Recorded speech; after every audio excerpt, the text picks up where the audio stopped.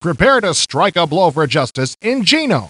In it, you play Joshua Pullen, a war hero and sheriff of a fringe section of the galaxy. It's your responsibility to maintain law and order, which is why you're a little troubled when hunters from the planet Ruellen start turning up without all of their most important body parts. You travel to this homely little wasteland of a planet to learn that some nasty beast, which bears some superficial resemblance to supposedly extinct species, has been attacking hunting parties and killing off the hunters who seem to have a problem with this disruption of the natural order of things. Naturally, the victimized hunters enlist the aid of the sheriff to, hunt down this menace. On his journey, Joshua encounters several interesting citizens of the planet Ruellen.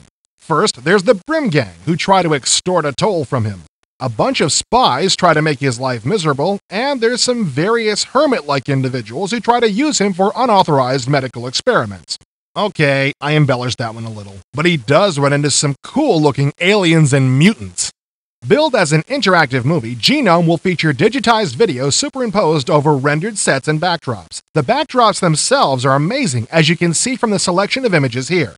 KOP Media, the creators of the game, have elected to employ some local talent.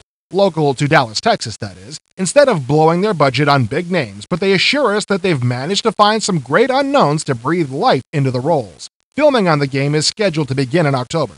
All of this digitized, live-action, rendered cinematic interactive moviness might lead you to believe that's all you'll find.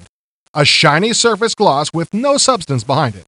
According to Todd Porter, the primary creative force behind the story and the game's design, sacrificing gameplay for graphic beauty is something that should have disappeared with CGA.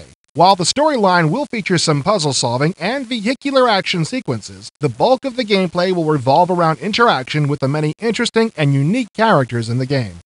To this end, G-NOME will incorporate a novel approach to interacting with other characters. Instead of selecting a response from a list of choices, you decide on the attitude Joshua will adopt when replying. What he actually says will then come as something of a surprise. This system is fairly unique, having been seen before only in Access Software's forthcoming Under a Killing Moon. It will be interesting to see how well it works, and whether it adds as much to replay value as it is expected to. If you happen to like graphic beauty, rest assured that G-NOME has it in abundance. The amazing textures and alien-looking yet realistic structures might lead you to believe that the rendering was accomplished using SGIs. Actually, based on what the designers are willing to reveal, it sounds like most of the work was done with plain old 3D Studio.